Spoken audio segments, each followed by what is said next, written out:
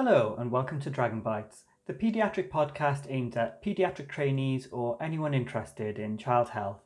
I'm Assim, one of the paediatric trainees here in Wales and one of the presenters for Dragon Bytes. A few weeks ago, we had the absolute privilege of being joined by several members of Team Soft Landing.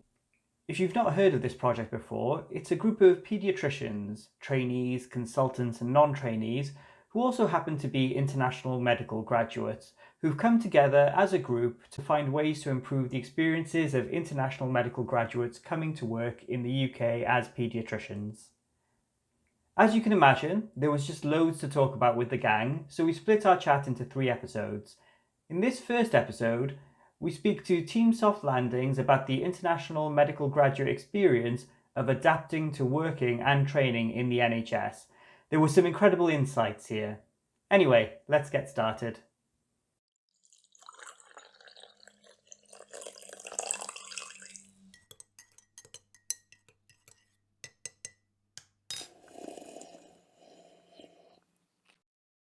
Hi everyone, I'm Tom. I'm one of the Dragon Bytes hosts, and we are extremely lucky to have a group of paediatricians on with us today. And what I'd really like to start with is we'll go through one by one, and I'd quite like to know a little bit about yourselves, who you are, where you've come from if you are an international graduate, when you came to the UK, and kind of what you're currently doing at the moment. If we could start with Dr. Nadia Baasher, that would be fantastic. Hi, Tom, and thank you for having us here today. It's very exciting. Thank you very much. So my name is Nadia Baasher. I'm graduated from Cairo, Egypt, many years ago. I'm not going to say. You can probably look me up on the GMC. So yeah, 2006, I graduated in Egypt. I worked a little bit in Egypt, then I went back to Sudan, which is where I grew up. I worked for a little while there in pediatrics. That's where it all started, my journey in peds in 2008. And I went to Saudi Arabia in 2012, where I worked predominantly in the neonatal unit. It was a tertiary level. I came to the UK 2017. I finished my MRCPCH exams and all that out in Saudi. My aim in coming to the UK was to obviously apply for training. And I had a very soft landing at the Royal London Hospital, and which I'm very grateful for. I have to mention that here, and a big shout out to the Royal London. And I'm currently almost I'll be ST7 hopefully in March, PEDS trainee in London. Great. Thanks very much. Then we've got Dr. Habab Hassan. Hello, hi. Thank you for having us, and I hope that you will enjoy our company. My name is Habab. I'm Sudanese. I'm a graduate from University of Khartoum, Sudan, 2011. I have started my pediatric practice in Sudan for a few years. Then I moved to Saudi Arabia.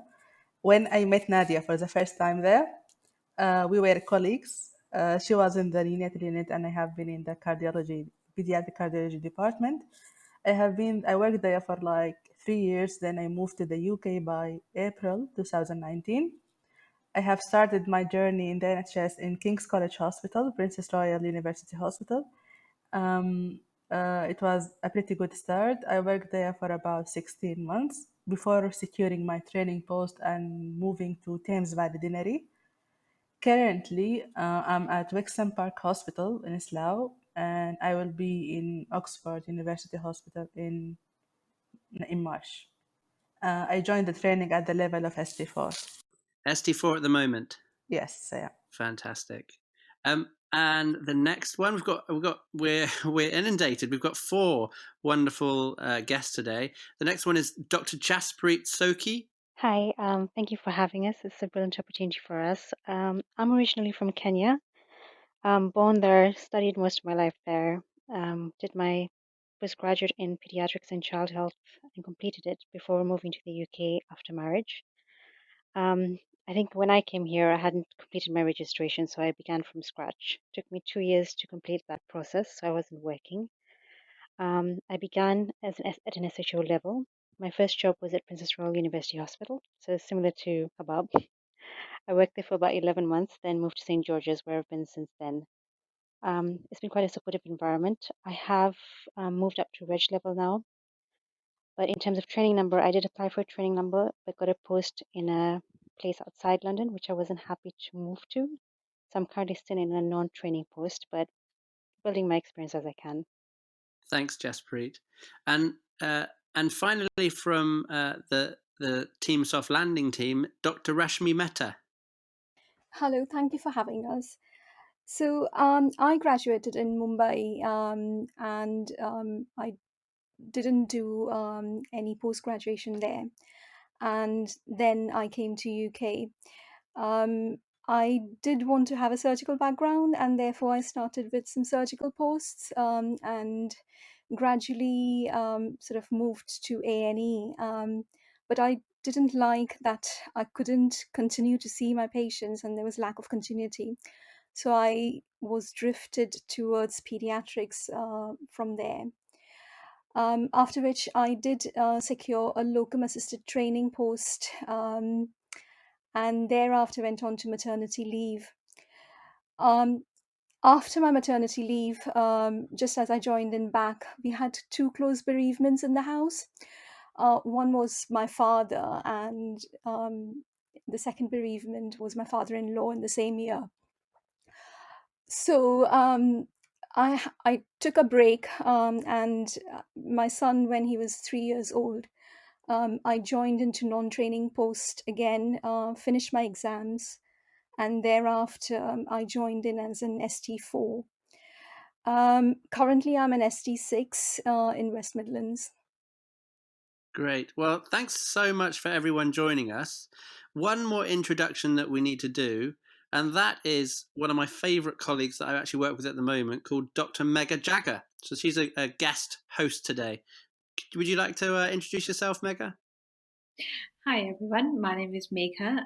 I am an international graduate from India. I came to the UK in 2015, currently at an ST4 level, working in Wales. And I suppose the final introduction, everyone knows him. He's our favourite host. It's Assim Javaid. I'm not entirely sure if I'm everyone's favourite host, but I do spend a lot of my time talking to everyone. Hi, I'm Assim, one of the other hosts for Dragon Bytes. Thank you. Well, thanks very much, everyone, for joining us. I've got a lot of questions to ask, but before I get stuck into my questions, I think Asim's got some questions for everyone. Yeah, thanks for that, Tom. Yeah, so I mean, Team Soft Landing. It was something that we've come across on Twitter, and hopefully we'll hear a bit more about that in a second. But I think what links a lot of our what links our guests here today and our host Megha is the fact that they're all international medical graduates, and I think that's really pertinent to the podcast today. So what I wanted to find out from you all was a bit about, you know, what the international medical graduate experience is like, what it's like to come over and join the NHS and try to join training in the UK, and whether you could tell us a little bit about the experiences you've had and maybe even some of the difficulties you might have run into. If it's okay, is it right to start with yourself first, Rashmi? Yeah, I didn't do any post graduation in India, and so it was different from what teachings we had in medical schools. So it was starting from scratch at the time. I didn't have any family around me either, so it was quite an experience in terms of, at the time, sort of making new friends. Uh, Also being away, lonely from home. The striking thing was that you come from an environment in India where it is so noisy and everybody is chatting to you. There's always someone around you. And suddenly you find yourself in an environment where you are in sort of hospital accommodation. The winters, they are really cold, and you have short days. So that's a bit of shock. But then you meet sort of new people at work. You try and adapt. You try and have various experiences. So I learned my bike when I was 25. When I was here, I learned how to bike for the first time, and it was in Hexham, and it was something really lovely and special. So yes, I did have some fun adventures, and did find myself a bit lonely to start off with, but then gradually over a period of time you adapt, you make friends. From work point of view,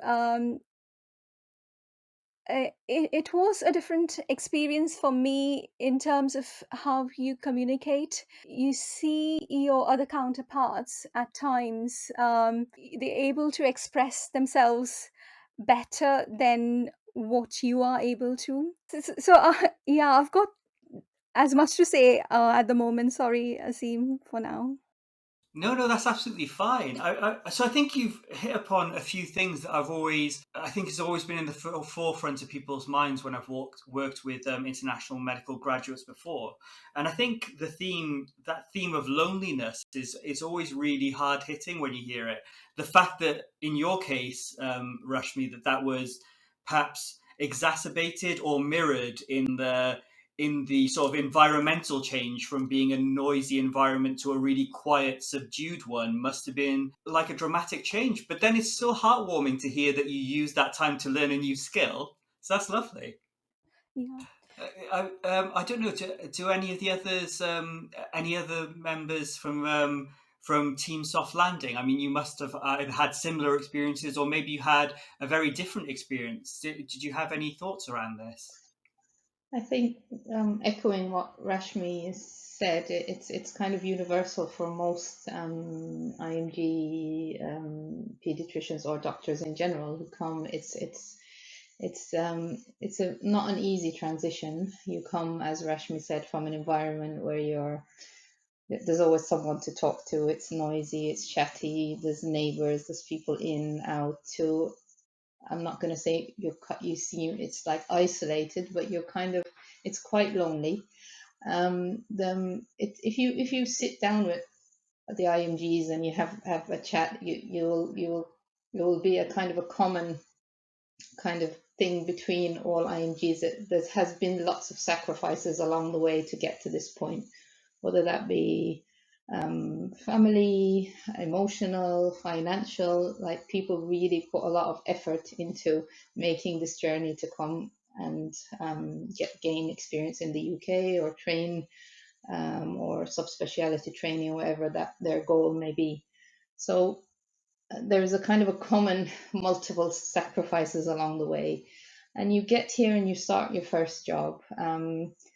I was very lucky to land into a very supportive environment, and I will say this again and again. And I owe a lot of where I am now and in my training and in general as a doctor to the first place I worked, which was the Royal London, and how supportive they were. But through our work prior to launching Soft Landing and speaking on various platforms and networks that we formed, like on a social level, not everyone has had the same experience and the same support in their departments. There's a lot, like for UK trainees, the stress is mainly I have to focus on, stepping up as a reg or my job or that. But for IMGs, there's an added extra load of stress outside work, number one, in getting everything arranged and in everything in the right place for your family. Like, if I'm on a personal perspective, at the time I came to the UK, my mom was very unwell and I was caring for her. She was with me and I was caring, like, she was she needed full care and she was like bedridden.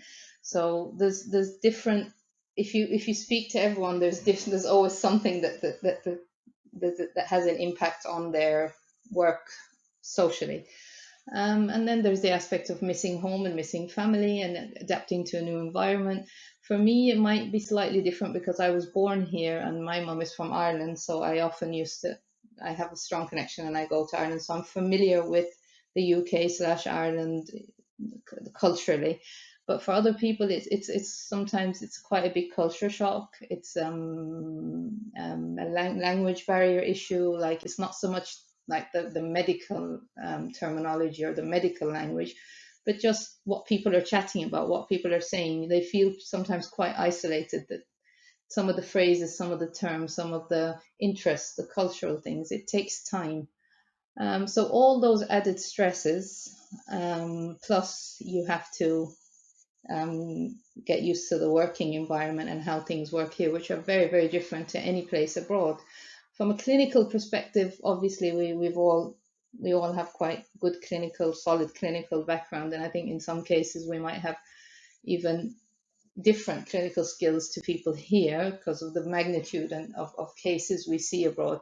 However, adapting to the system, how communication skills is is high up there, because traditionally, like our education abroad is very, very old school. It's where you just kind of, it's very receptive. You just listen, you do your exams, you listen. There's not much opportunity for expression and discussion in the education system in general, like from the very start, from school all the way up to university. And then you come out after med school, and then there's that very, very embedded hierarchy in the medical field, which is almost like the military when you start. So you don't have that chance. Like even as an SHO, you could never like discuss with your reg or challenge your reg or have the opportunity to express. You just have to kind of do your work, and so that leaves us kind of slightly behind in communication skills, and this is a big thing that we struggle with when we come. Although from a clinical perspective we don't have much problems. However, expressing ourselves, meetings, discussing even simple things like handing over, things that we struggle with at the very start. And then so all that added stresses, then getting used to the system, getting used to the IT, getting used to the multidisciplinary team and how that works. That's a big that's something kind of unique to here, although it is in other countries it's there, but the setup is not complete. Yeah, it's like so much. I was as I mentioned multiple times, and I will keep mentioning it again and again, I was very lucky to be in a very, very supportive environment. Having said that, I did miss induction, so I was 2 weeks late for induction. So that itself was a bit of a, because I although they tried their best to give me like a mini induction, but it's not as easy when people are busy and on day to day. So I just want to take this opportunity, and I'll shut up, is to, I want to thank my SHO at the time. Her name is Helen Hughes. She's an ST6 doctor now, here in London, ST6 trainee. At that time, she was ST3. And we were kind of paired together in the neonatal unit. You know how you kind of do your shifts with the same SHO for the whole 6 months. And I think our roles were slightly reversed. And she was, and Nadia, this is how you print a sticker. Nadia, this is how you request. So she gave me a mini induction, and she was excellent. So I just want to use this platform to say thank you to Helen, and I will always be grateful and thank you again and again. And I'll stop talking. I'll let Habab and Jazz talk. But can I just ask, Nadia, before you stop talking about it, Yes. Could you tell us what did, apart from Helen, what did the Royal London do right, that you've got such a positive experience? What did they do right that you think so fondly of? They were very understanding of the needs of IMGs, and obviously they knew that from a clinical perspective. Like before coming to them, I had done 4.5 years of neonatal level 3, so I hadn't had any problems with my neonatal skills, with my resuscitation, my intubations, my whatever. But they knew I was struggling from a communication perspective, and they're very tolerant of that, and supportive, and didn't and guided me on how to make it better, basically. And my education supervisor at the time, so when I finished my first 6 months, and I had made very clearly to him that I wanted to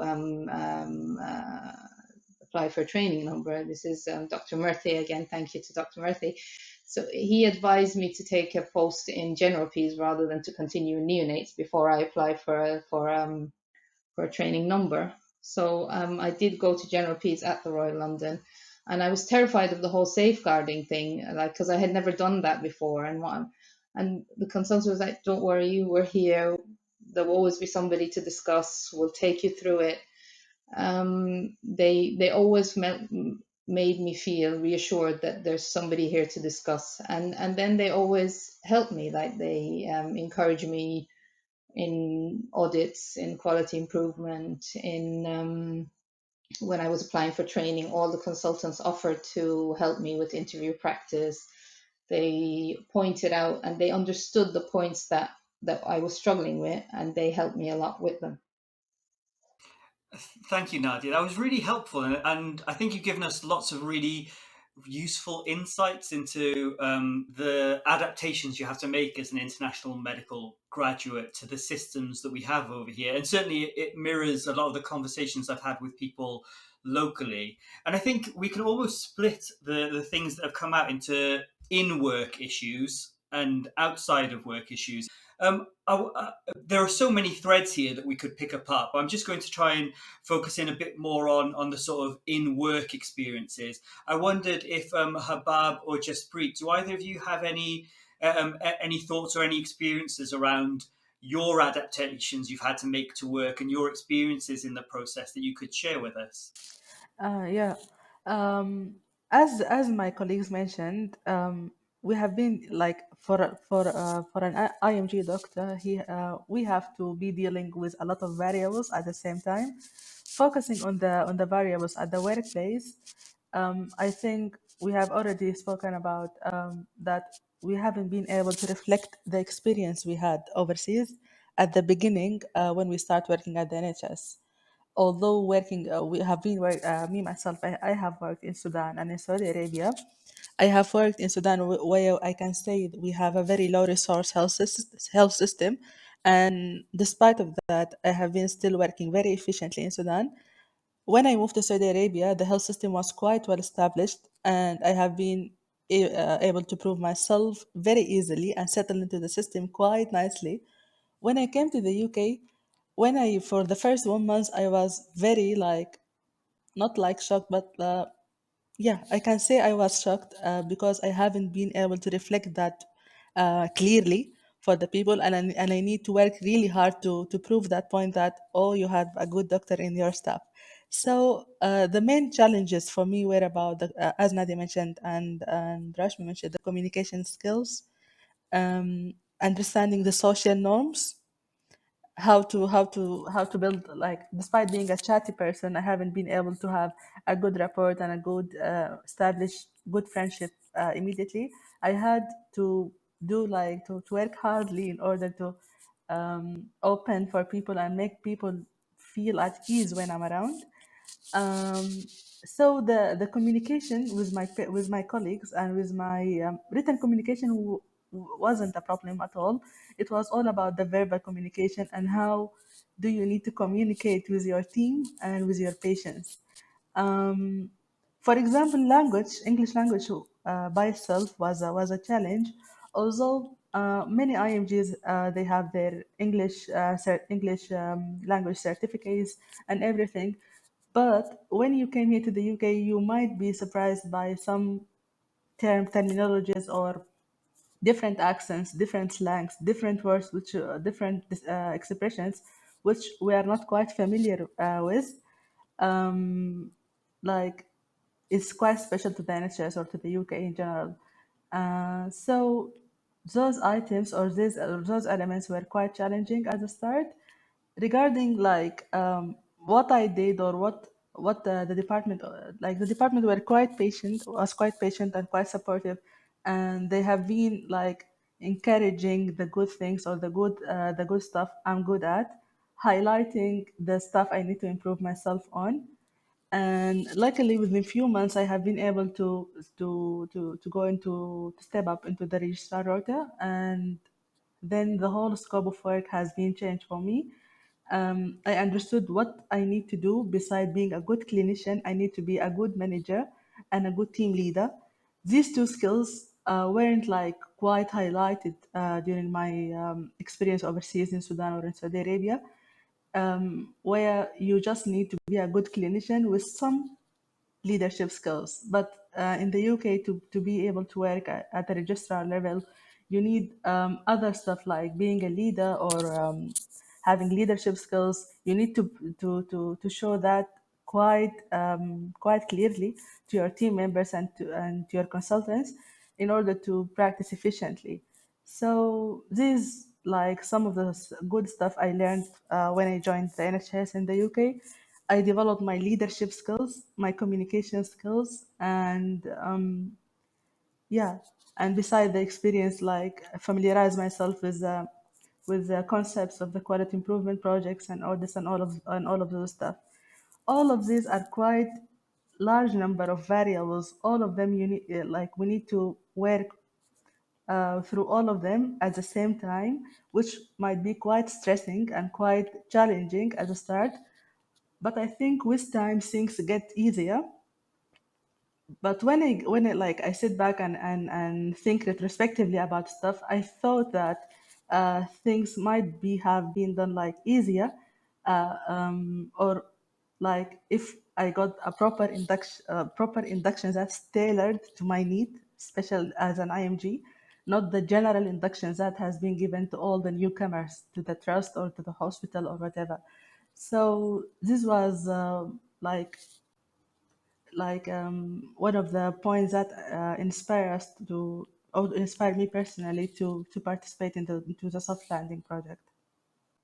Thank you, Habab. So, yeah, again, you've given us lots to think about there. It just sounds incredible what your learning curve has to be at the start if you've graduated from abroad, because it sounds like you had a really easy time of adapting to the Saudi Arabian system from the Sudanese system, but then there are so many additional changes with the British system that you had a lot to adapt to, and it's good to know that that's where the inspiration is for Team Soft Landing. The fact that perhaps the standard induction that's given to a British trained trainee isn't as appropriate for someone who has trained abroad. Yes, exactly. There are certain needs and certain areas that needs to be highlighted in order to make the transition very smooth. And I think it will just make the time of adjustment much lesser if like all the IMGs pediatricians or IMG doctors have their specific induction or just to be tailored to their needs and to their just like yeah, to make things much easier for them. Thank you very much, Habab. That's really, yet again, really helpful to get that insight. While we're talking about sort of in work issues, Rashmi, we haven't had a chance to come back to you about this yet. Have you got any thoughts around this area? Um, I think from work point of view, as Habab had mentioned in terms of leadership skills, and as Nadia had mentioned in terms of the hierarchy which we come from, even in sort of medical school, we don't tend to question we don't tend to question a lot, and at times we just do as we are told to do. So, in terms of when we do challenge certain things, it, it sometimes comes across quite bossy, especially for females as such. So it's just sort of pitching onto the right tone when you are talking along with your leadership skills, having that balance in terms of being not too loud and not too bossy, but at the same time expressing yourself, and getting at times you do have to sort of get things done whilst you're working. So having that balance, it's something which I think IMGs sort of struggle with. And sometimes even with sort of male counterparts, on similar sort of situations, there are times when you find that, especially with in terms of listening to nurses, or having that sort of teamwork effort in getting your sort of resuscitation or any other scenario, having going through that, you do require a teamwork, and to understand that teamwork, I think people who do sort of have worked in different areas, especially abroad, overseas, they find it difficult to have that sort of flattened hierarchy going through. So I think, to start off with, yes, you do struggle. Over a period of time, you learn from your simulation scenarios, your communication skills scenarios, which are inbuilt in the training. What I do notice a difference is that, because I've worked as a as in not being in training as well, so the training is quite structured, and it does help to achieve all your curriculum and your domains and your goals whilst you are in training. But how much focus is given to a non-trainee as a trust doctor is quite different, and I can see those two aspects of it, because I was in non-training post for quite a while, and whilst I was not in training and still wanting to do few locums at the time, you do notice when you're working as a locum as well, there are some subtle differences. So yes, the training is quite structured, and it is very helpful to be in training, have that structured curriculum, which lets you sort of go through different domains, and helps you build up not only your e-portfolio, but as a doctor in general. So yeah, and e-portfolio is one of the other things which which it is quite, we don't do any sort of writing whilst we are medical students. There we don't keep our reflections. So I do sort of like the portfolio, as much as it is time consuming, but if it is used in positive way, I think you can make a difference to your curriculum, and building up as a repository for, as your resources as well, for what you've done in past, and what your goals are going to be in future. But quite a few of my colleagues do struggle with e-portfolio, whether I'm sure it's whether you are a UK trainee or non-IMG, but for non-IMG especially, because as I said, we don't keep any record of it at all. Thank you, Rashmi. To be fair, I think ePortfolio is. I don't. I don't think. I don't think there are any advantages with the portfolio to being a UK graduate, but perhaps there is. Perhaps there is towards the reflective process. We do get taught a lot of that in medical school nowadays, but maintaining a portfolio is as much a learning process for us here as it is for anyone else, I think. So Megha is an honorary Dragon Bytes host today, but also she's a Welsh trainee who's an international medical graduate, and we thought it'd be really great to have her here with us as a sort of bridging between the two groups. Megha, what are your sort of experiences and thoughts around the IMG process and life? My experiences have been very similar to Nadia's, Habab's, and Rashmi's experiences. When I first started, I was terrified of making a mistake. I was so terrified that what if I make a mistake and I lose my license to work here? What if they send me back? What if I go to jail? These nightmares have haunted me for 4 years. I did feel quite inadequate while I was working in work, because I was not able to perform at the same level as other trainees were. Just little things like arranging a scan had taken me longer than other trainees would, because of the communication skills, hanging around waiting for people, not asking people, because I was ashamed to ask people, or I was reluctant to ask people. I was scared to ask people. I don't know what it was, but it all comes around communication, of course. But those little things have really made me anxious during my early years of training in this country. Now I do feel better, but it has taken me 5 years. And of course, building rapport with colleagues has always been a very difficult aspect for me. Well, now Tom is my best friend, I can say that. But yes, it has taken some time. It has taken some time to even understand jokes that people make, because not being of the same language as English trainees, from not being from the same background, not being from the same culture, I did not understand these jokes before. Now I'm starting to learn more about it. So yes, it does take time, but eventually we feel accomplished, we feel better after some years.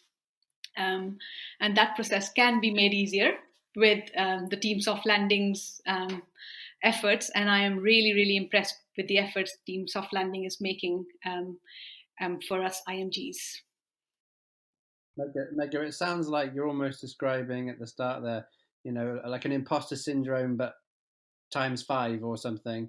And knowing you and have knowing you previously before, you never gave that impression at all, from the way you conducted yourself. I know we heard earlier about the differences between the experience as a pediatric trainee and before that. What's your experience like that? I definitely agree with that. What Rashmi said, that being a non-trainee does have disadvantages over being a trainee, because as a trainee, you have a voice, and your voice is heard better. If you are not in a training post, you're not into a run-through training program, and you are an international graduate who holds a visa, you are always scared that if you say something or do something, you might not get a visa again, or you might not get your visa extended, and you might have to leave the country. But coming into the training then helps you, because now you have secured a job for long term, for 8 years or 5 years or whatever the training period is.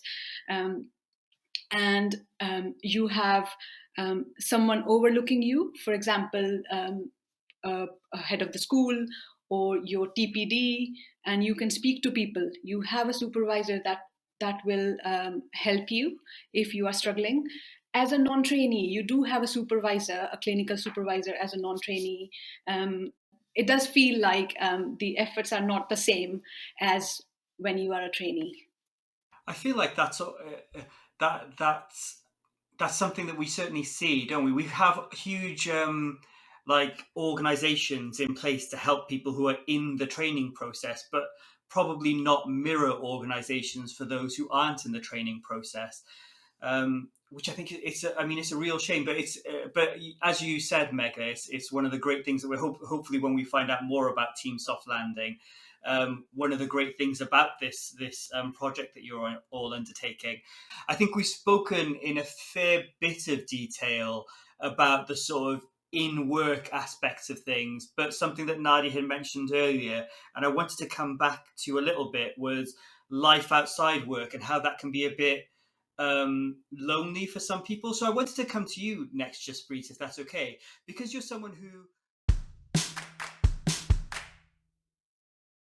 I just wanted to say thank you to Nadia, Rashmi, Jaspreet and Habab for joining us for this episode. Thank you to Megha too for letting us know about her experiences. Please join us again next week, when we'll be discussing the impact that moving to the UK can have on the personal lives of international medical graduates. That's all for this week. Thank you for listening to Dragon Bytes.